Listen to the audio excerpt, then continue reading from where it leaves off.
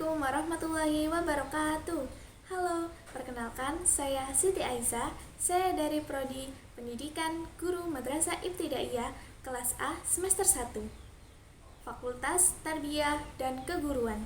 Di sini saya memilih tema tentang teknologi dalam pendidikan. Pada kesempatan kali ini, saya akan membahas tentang teknologi dalam pendidikan. Apa sih peran teknologi digital dalam mendukung proses pembelajaran abad ke-21? Apa saja tantangan dan juga peluangnya? Kita hidup di era yang disebut sebagai abad 21, yang ditandai dengan kemajuan teknologi informasi dan komunikasi yang begitu pesat. Perubahan ini tidak hanya mengubah cara kita berinteraksi dan bekerja, tetapi juga cara kita belajar dan mengajar. Dalam konteks pendidikan, abad ke-21 menuntut adanya kompetensi baru bagi peserta didik. Menurut UNESCO dan Partnership for 21st Century Learning, keterampilan abad ke-21 mencakup 4 pilar utama, yaitu belajar untuk mengetahui, belajar untuk melakukan, belajar untuk menjadi diri sendiri, dan belajar untuk hidup bersama. Selain itu, ada juga konsep yang dikenal dengan skills. Yang pertama, berpikir kritis. Kemampuan berpikir kritis yaitu menganalisis, menilai, dan memecahkan masalah secara logis. Yang kedua, kreatif. Kemampuan untuk menghasilkan ide baru, inovatif, dan bermanfaat dalam memecahkan masalah. Yang ketiga, kolaborasi. Kemampuan untuk bekerja sama dengan orang lain, berkelompok, dan berorganisasi untuk mencapai tujuan bersama. Yang keempat, komunikasi, yaitu kemampuan untuk menyampaikan ide, informasi, dan perasaan secara jelas, sopan, dan efektif. Teknologi digital memiliki peran yang sangat penting dalam dunia pendidikan. Nah, beberapanya yaitu yang pertama, sebagai media pembelajaran interaktif. Teknologi memungkinkan proses belajar menjadi lebih menarik dan interaktif.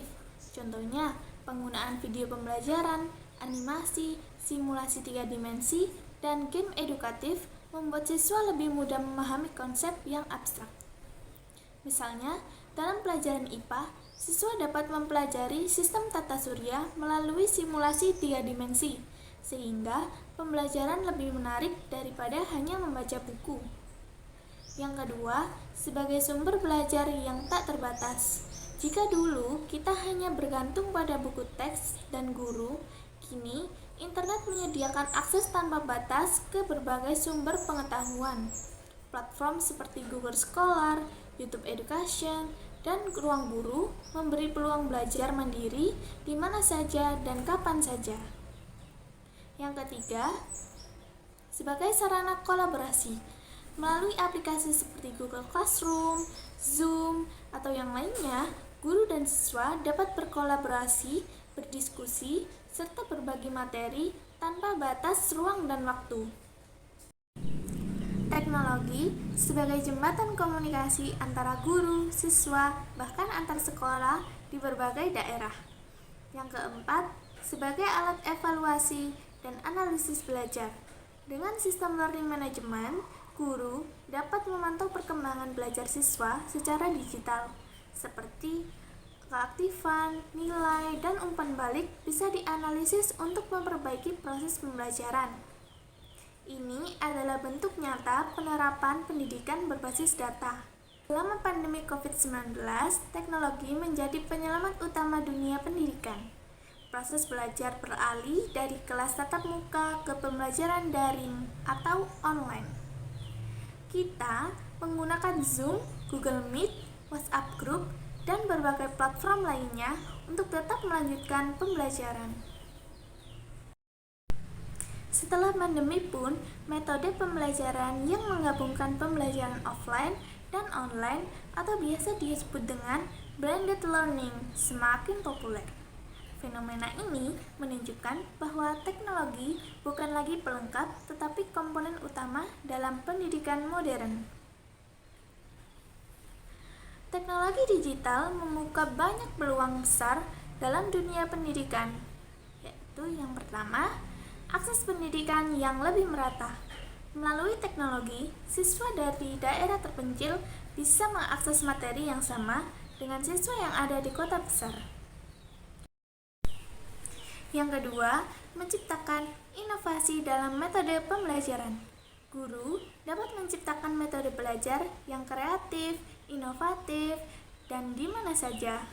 Seperti siswa belajar materi di rumah melalui video, lalu bisa berdiskusi di kelas. Yang ketiga, peningkatan kompetensi digital guru dan siswa. Penguasaan teknologi bukan hanya keterampilan tambahan, tetapi menjadi kompetensi wajib di abad ke-21 ini. Yang keempat, kolaborasi global. Dengan internet, kita bisa bekerja sama dengan pelajar ataupun pendidik dari seluruh dunia.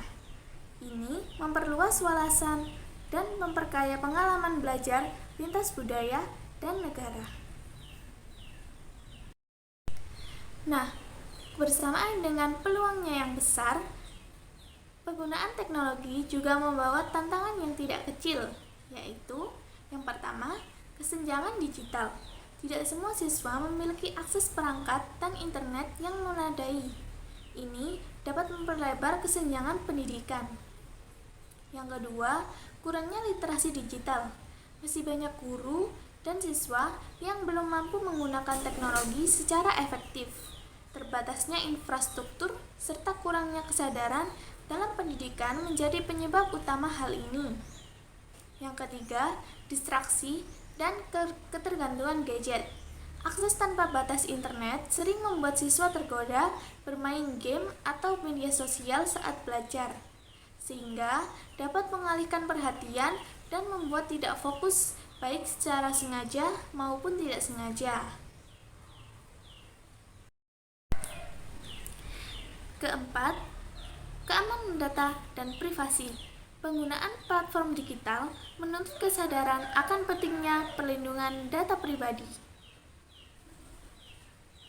Untuk menghadapi tantangan-tantangan ini, kita perlu beberapa langkah nyata untuk menghadapinya.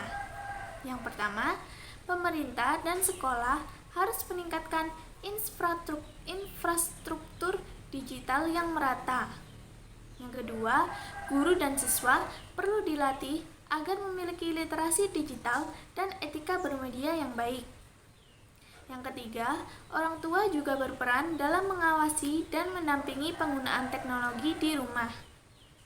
Yang keempat, teknologi harus dilihat sebagai alat bantu pendidikan, bukan pengganti manusia. Jadi, kesimpulannya, teknologi digital berperan besar dalam membentuk wajah pendidikan abad ke-21. Ia memberikan banyak peluang untuk belajar lebih cepat, luas, dan fleksibel, namun juga menuntut tanggung jawab yang besar dari semua pihak.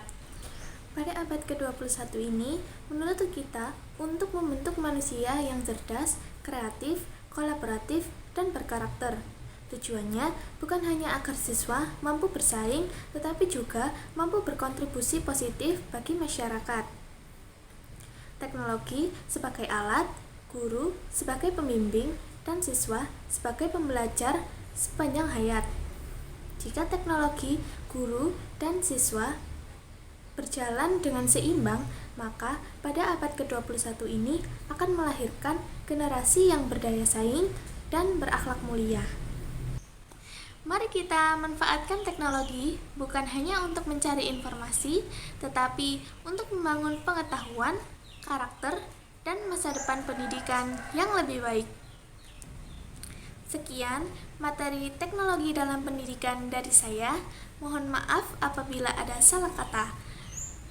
Sekian, terima kasih. Wassalamualaikum warahmatullahi wabarakatuh.